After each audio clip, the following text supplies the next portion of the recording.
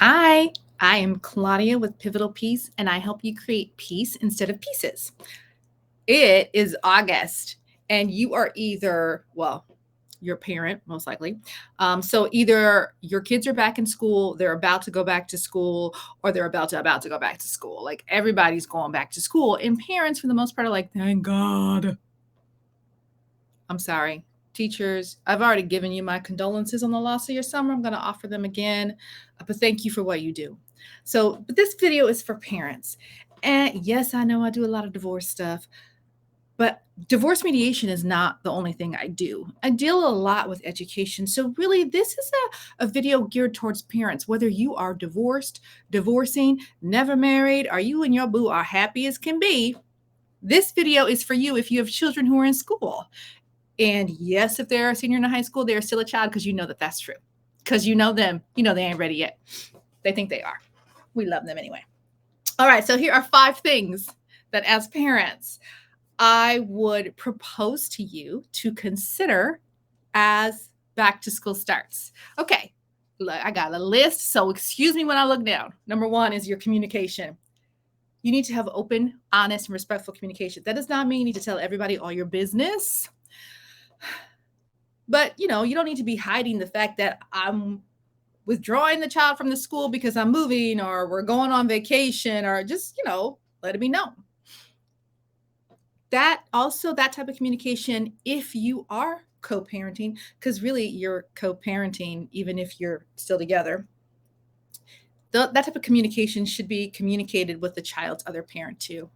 And respectful communication is all around. Respectful to your child's parent, other parent, but respectful to the school as well, to the support staff, everyone on campus, right? Respectful communication. They are caring for your child. Think about that. Think about that. How do you treat your waiter? How do you treat your child's teacher? I think you can connect the dots. I hope so. If you can't, go ahead and write me a comment. I will connect those dots for you. All right. Attend meetings together. This is for everyone. When you were in a meeting, be it an IEP or a parent teacher conference, back to school night, because that's coming up, or even if it's like in high school and it's just kind of like they're all in the gym and they're lined up and you have like 5 minutes with the teacher, try to attend together if your schedules will allow it, because two people can hear the same information differently, and you might get different nuances. And when you compare notes, and you're going to get a fuller picture of what is being communicated to you from the school. Also, it puts less pressure on the school because they don't have to do 2 meetings for you. So attend those meetings together. You made that child together. You can attend a meeting together. It's going to be okay. Share information. If you are divorced or if you're co-parenting and your co-parent can't be there, don't hoard information. I've seen people be like, you know what? That is his problem. He should have been there. He has equal access to the school and stuff. I don't know. I'm not communicating with that. Is this about you? Now, this is Claudia being mean. I'm sorry. Is this about you or is this about your child? Communicate that. I understand you don't want to talk to somebody. Communicate that. Just, make a photocopy, send it on their way. Shoot. Pull out your notes app and your iPhone, scan it, email it. It could be really, really simple. You don't have to add any extra language to that. But if you're in the same house with someone, they need to know that information too, right? So share that information. Present a united front in front of your child and the school. A united front. Whatever differences you guys have, it's between the two of you, and you need to not show that to your child. You need to support them and the efforts that they're making in school. And the same thing for the school in a parent teacher conference. You two are a united front. In an IEP, you two are in agreement. You are either in agreement with the school or you're in agreement that you're not in agreement with the school, but you're in agreement with one another. Okay? So you're having united, unified front. We still in communication, okay? The list gets shorter. Not last, sorry. Stay informed. Your schedule may not permit you to be at school all the time at every event and everything that's happening, stay informed. It's usually moms, even at the high school level. You know who they are. They know what's happening. They know what's going on. Talk to them. Talk to them. See what information you missed. See what the latest chisme is about this event that's happening at the school, or is the school closing? Find out, like, what happened at the board meeting. Like, what's the drama?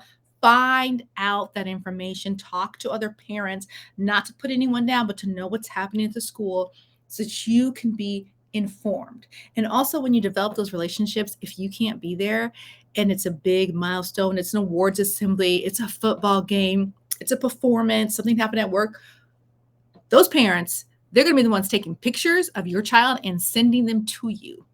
It's kind of a beautiful thing. Then you look around, you're like, oh my God, I have a village. It's wonderful. All right. And then respect the input of your child's other parent. You know, if you're no longer with them, y'all have had some disagreements. And you know, if you're with them, you have had disagreements and you continue to do so. Respect their input. All right. 2, routine. Children need routine. Adults need routine.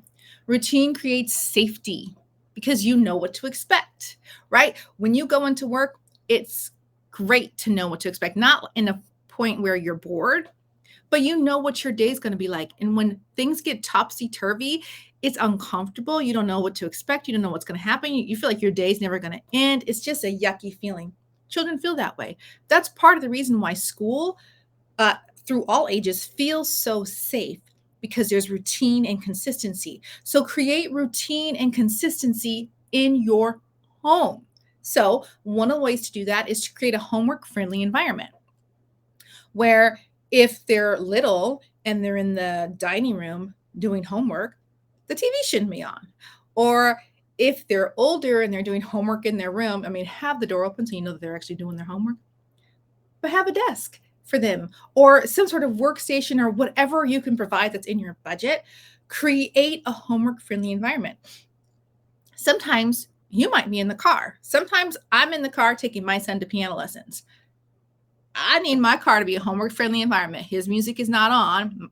It's usually the news or something he doesn't want to listen to, or my music.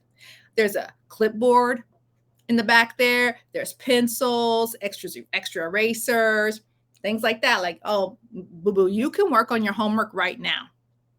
So it's a homework-friendly environment. It's not ideal, but if we've got to, transition from one thing to the other, that takes a little bit of time because LA, then they can do it in the car and their supplies are there for them. It's predictable. The other thing you can do is have morning and evening routines so that they know this is what happens in the morning, this is what happens at night.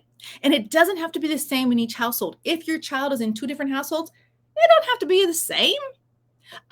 As a mom, I would really like to tell the other parent, this is the toothbrush you need to use. These are the underwear he needs to have on. This is the type of food you need to feed them. This is, this is his bedtime. That's when you just got to let go. I had to just learn to let go. It doesn't matter. What matters is that the routine is consistent at my house and the routine is consistent at the other house. They don't have to be the same routine. So whatever your living situation looks like, just have a consistent routine for your child when they are with you. Okay. All right. 3. Maybe I need to go back to school. Be present as much as possible. That doesn't mean you have to be there all of the time, but attend school events. When the kids are little, the school events are usually like some sort of activity during the day, a fundraiser or an awards assembly, parent-teacher conference, things like that. A lot of times those interfere with your workday. They just do because the kids are little. As they get older, those other events take place at night, on nights and weekends. Those are football games, competitions, musicals, maybe Saturday morning and your child's in band and there's a marching band event. Be present, right?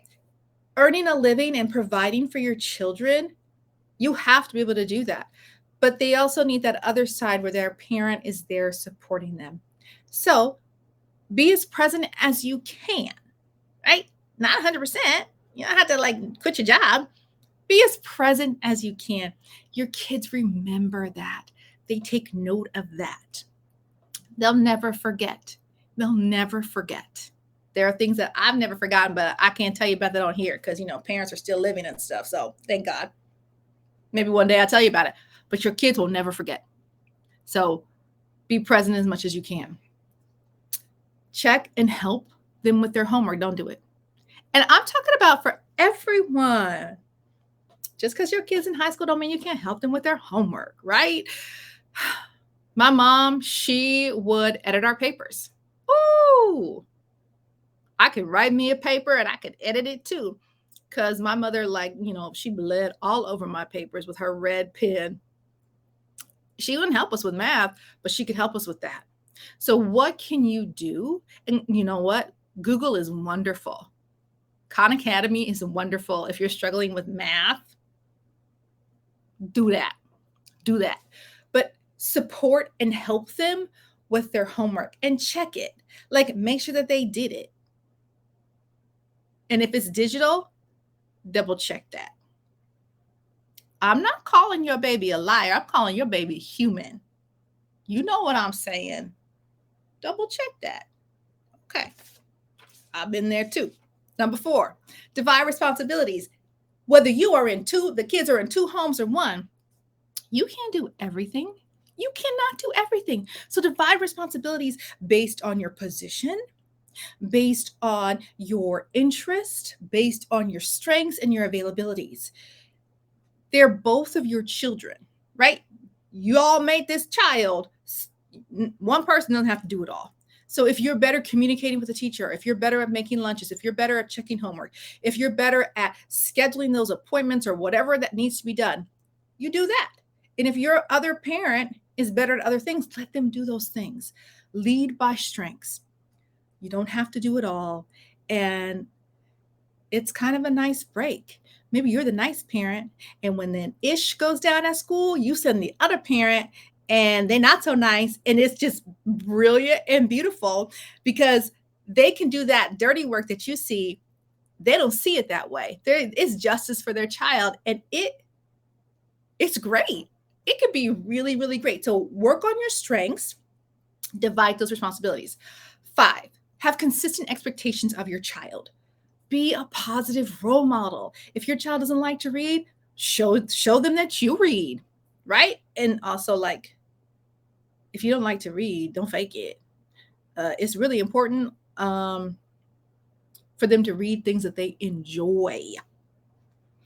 I don't care what your teacher say. Reading the back of a cereal box counts. That's what I used to tell my students, my parents. Well, they call graphic novels now. They like comic books. Does it have words? Oh, it's not chapter format. It's still reading. Read what you enjoy. Life is about enjoyment. Read what you enjoy. Okay. Encourage academic effort and integrity. Don't push your child so hard they feel like they got to cheat in order to please you. You know I'm telling the truth. You know I'm telling the truth, right? We need integrity. We want them to do their best, but cheating don't count as your best, especially as they get older. That doesn't count. That's somebody else's best. So we're not training you in a life of crime, so stop cheating. So encourage their integrity, but don't push them beyond what they're capable of. Push them, but not beyond what they're capable of. Support their strengths. A lot of times in school, we focus on the deficits and the weakness, and then we're trying to make them better. Like they're in this gap, and we got to fill in the gap to get them up to the level. Okay, that's what school is all about. As a parent, focus on what they're strong on. Encourage them in their strength. They need high self-esteem. So if you find something that your child loves or is good in that excites them, encourage that. The school will focus on their needs. You focus on their strengths. Don't focus on their weaknesses. Focus on their strengths. Now, that doesn't mean be like, oh, baby, You don't understand science, so you ain't got to do science homework. No, no. But if they really love literature, let's get the science done and let's read some Jane Austen or some William Shakespeare or something. I don't know. That's not really my jam. Okay. Look, I got a lot of stuff on this list. Support and encourage extracurricular activities. When your children are small, like in elementary school, it's really easy to get bogged down traveling from place to place to place, event to event to event. If your kid loves it and you're okay with it, great. As they get older, those events actually become more important. Extracurricular activities are what makes going to high school fun. Being able to participate in extracurricular activities are what helps high school students keep their grades up. I mean, unless they really love school. They might. I didn't. Going to school, seeing your friends, going to events, participating, playing in games, being in plays and musicals, going to competitions. Those are the things that get you to school. So support and encourage that and attend when you can. If your child is going from two homes, respect their privacy. You're not going to know, just like you're not going to have a routine that's exactly the same as the other parent. You're not going to know everything that happens at that house. Respect their privacy. They can tell you what they want to tell you or not, right? Okay, so those are my 5 expectations, but I've got a couple of bonuses. 1, be flexible. Okay, kids, co-parents, spouses, schools, in-laws, they're all going to surprise you. They're all going to change things on you at the last minute. So if you can be flexible, it'll be easier for you. And I'm talking to myself. The more flexible I am, the more relaxed I can be. And then don't expect perfection, not from anyone, especially not yourself. Your children are not going to be perfect. The school is not going to be perfect. You're not going to be perfect. Have high expectations, but perfection is unattainable. Don't expect your kids to be perfect. Otherwise, we're going to have a whole bunch of cheaters and stuff. Okay, that's it. So, back to school session. It all boils down to support your child. Support your child. They will love you for it. All right, I'll be back next week. You have a great week. Good luck at back to school. It's going to be okay. If some back to school issues come up, go ahead and comment in the chat or DM me, and I'll make a video for you. Have a great one.